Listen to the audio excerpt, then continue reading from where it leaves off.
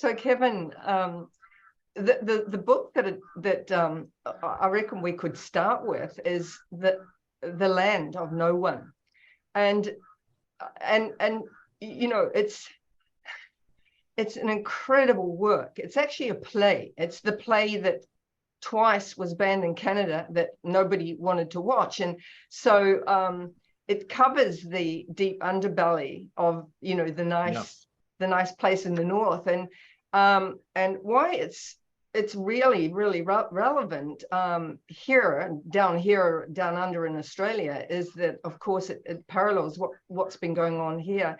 And so I was wondering if you could update us on what triggered you to, you know, create this story into a play.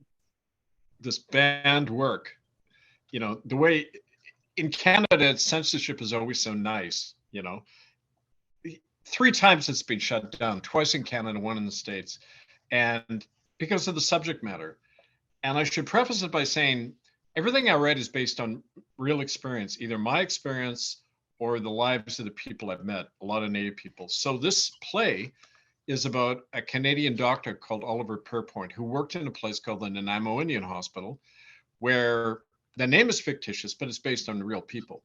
He took Native children in over many years and experimented on them. He sterilized them, tried out drugs from Pfizer and all these people pushing the COVID thing, used Native kids experimentally, tortured many of them to death. I've seen the mass gravesite at the former Nanaimo Indian Hospital. So I wrote a play based on that. And in the play, Oliver Pierpoint and his wife Adele are living this nice retired life, you know, in Vancouver. And their daughter, Fern, finds out about what he did. And so in this white Canadian family, the shit hits the fan. The crows come home to roost, if you like. They have to face, they're a metaphor for Canada, what they haven't done yet. Canadians have not looked at their crime. They've danced around it. They've talked about a word, you know, they use the genocide word as if they know what it means, and they don't. Denying and suppressing all the evidence, covering it up, silencing people like me. And so the play was really about this. And the first time we tried to produce it 5 years ago on Vancouver Island, it was shut down by 2 government puppet Native chiefs. And that's because their own fathers were involved in bringing the kids from their own tribe into these Indian hospitals to be experimented on. And we talked about that. And as soon as they heard about it, Fred Thorne and Willie Seymour, bang, they shut down the play like this. They threatened the actors. They paid off the director. I just didn't hear from anyone again, right? So the second time was in Toronto. And again, 9 actors, very interested. We had one reading of the play, and these 9 Toronto actors were gobsmacked. They just said, this play has got to be produced. Every Canadian's got to see it. A week later, they all vanish. I don't hear from any of them again. They just disappear off the map. And I know they're still around because I see them, but wouldn't have anything to do with me or the play, you know, whether somebody put a gun in their mouth, whatever. And the third time was in the States, and they said they couldn't produce it because I had mentioned, you know, the vaccinations, how they were really bioweapons, and they were first tried out on Native people, and are still being tried out, as we know, on all of us. So it gives you a sense of like how easily and quickly it happens. You know, when a banned person like me, or a banned issue like the homegrown genocide is talked about, bang, you know, trying to get people to even look at this now. That's why I published it, so that people can see, you know, yet another censored work and the whole story behind it, right? Yeah, and you know, the kind of workings of this underbelly is what it's all about. And you know, for myself, I've been between here in Sydney and New York trying to find a producer, and it's like the same thing is going on. You know, it's like an immediate, like, you know, it's, we don't want to hear that, you know. Well, partly that's partly the human reaction. Like, I didn't know 25 years ago when I first began this work about the death camps they call residential schools, working with Native survivors of these places. I didn't really know my own country, right? But I didn't think that, you know, it would be so unpopular popular, but when you think about it, there's three issues it touches on that nobody wants to hear about. A, children being killed. B, Native people. And C, criticizing churches. You know, all three of those, we do that all the time, and it frightens people. Even atheists are afraid of criticizing churches, right? It's this kind of wired in fear of the parental figure in the pulpit, right? And so, I mean, it's really the ultimate David and Goliath battle here, right? And yet the amazing thing is that when you don't give up, you have such power, because all these people know they're guilty. And so it's very easy to provoke them and expose them and get them to overreact, which is often how we expose things. That's how a lot of this stuff came out. That's how we forced the government to issue the bogus apology, right? Just keep pressing the nerve. Yeah. And look, you know, about this sort of like, what are we doing about this? You know, for all the listeners, I just really encourage you, like, you know, start with this. This was out of the last 3 books that you wrote, Kevin.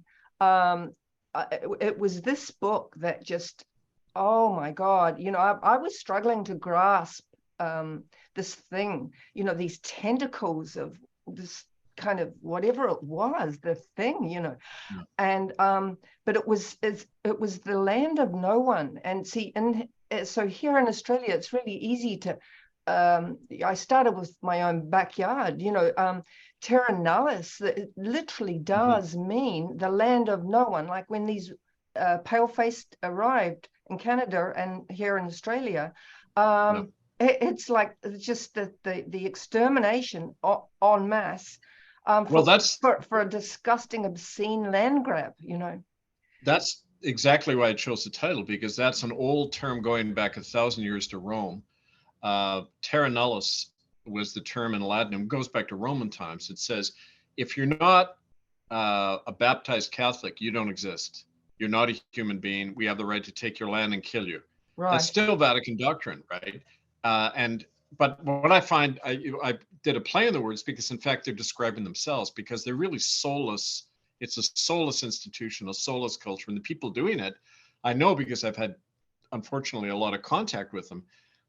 They're not people who own themselves. They're not people who even react to the most minimal human emotion of, these are children being murdered, who have been murdered, and the blood is on your hands. They look at me blankly like I've got a problem when I say that to them, right? And so they are the land of no one. They become the thing that they, you know, accused others of. And and that's the irony of this.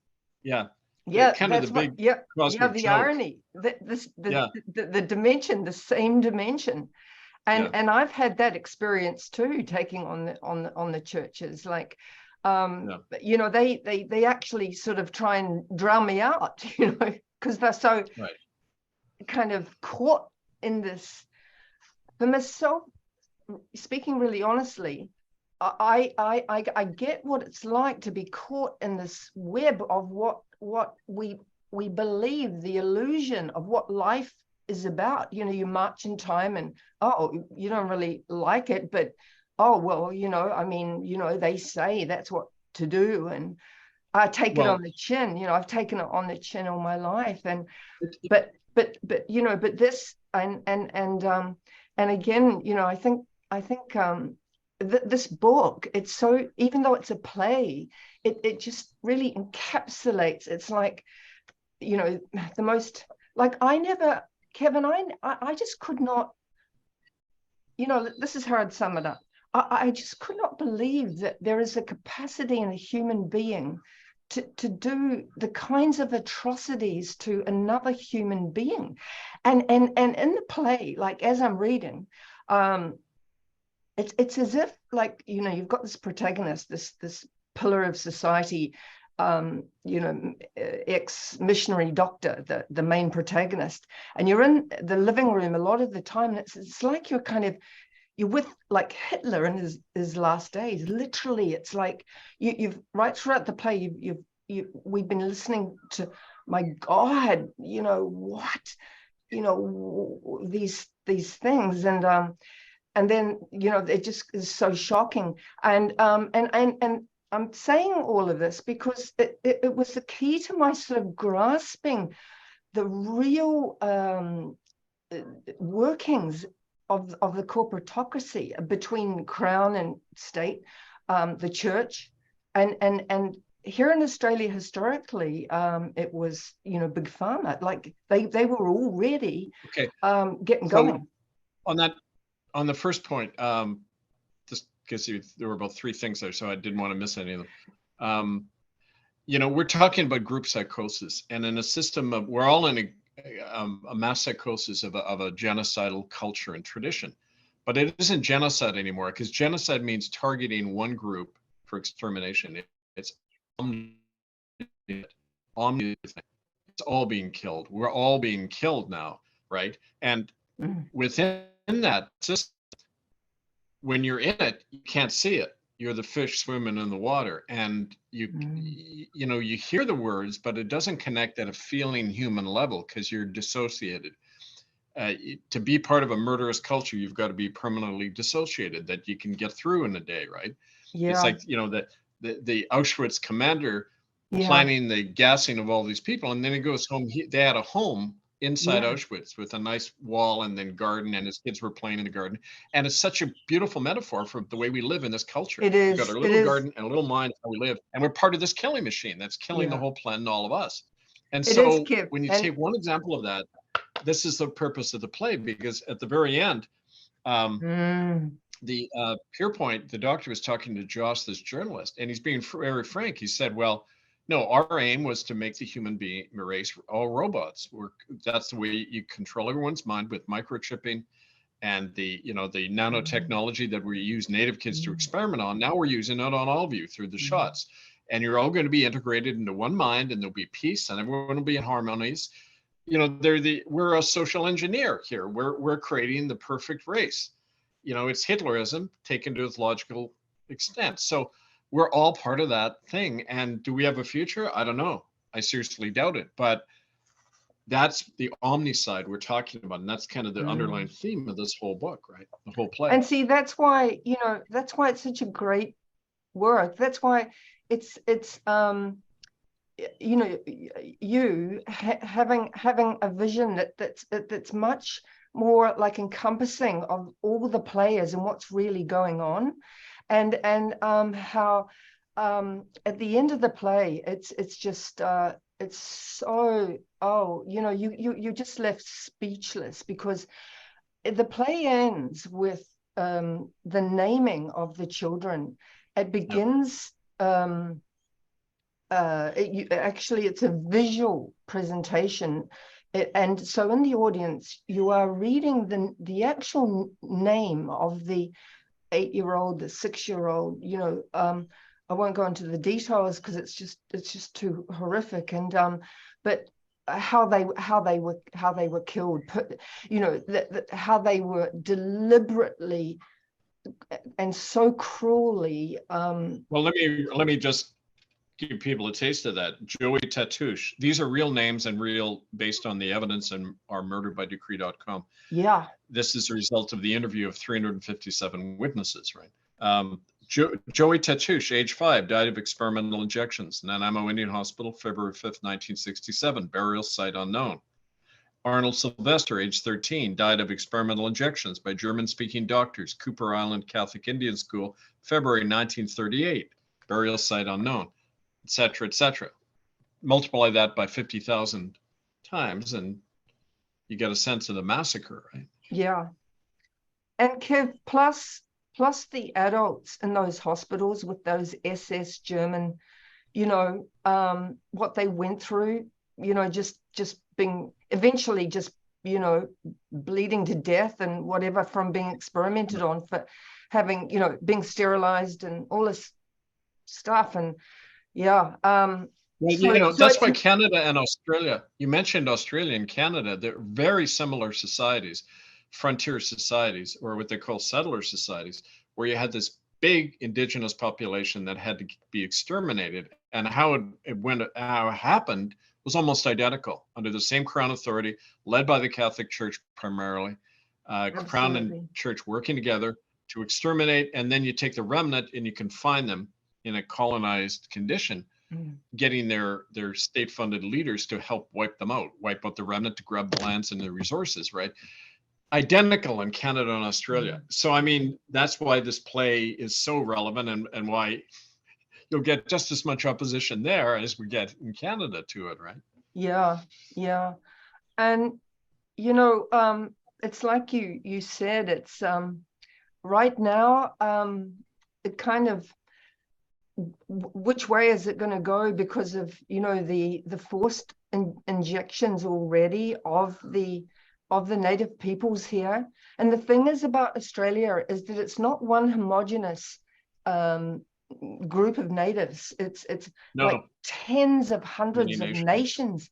and 3 years ago, these bastards army guys, just they arrive in a helicopter in the middle of nowhere, and they start convincing the natives in this just minding their own business in the bush, and convincing them that there's this terrible thing called a SARS-CoV-2 so-called virus, and that they've arrived to be the savior, and look and passing out lots of gifts and loading them into the planes, and they were never seen of again. That was already 3 years ago.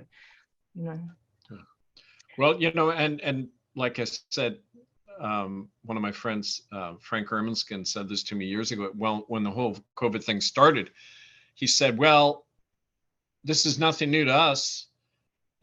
These shots, like, welcome to the reservation. I think it's payback, not just blowback. It's payback on all your whites for what you did to us. You can't do it to other people without it affecting you and being turned on you. Like, kind of the image, the monster we created is now turning on us and consuming its maker.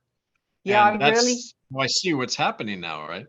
Yeah, I'm so glad you remembered your pal Erskine with that one. Yeah, like, welcome to the reservation. Like, this is, yeah. So maybe that'll mean people will act in more than just a self-serving way, which is the way all the quote activists I know, they're all upset because it's affecting them now. But where the hell were they 10, 20 years ago when we were pointing this out happening to their brown neighbors, and they didn't give a shit? Yeah, that's right. Yeah. We'd hold a protest and there'd be 50 natives and one white guy, me, right? And the whole city would know about it and nobody would come out. So I'm thinking, well, why the hell should I get so worried now about what's happening to you guys? You brought it on yourself, right?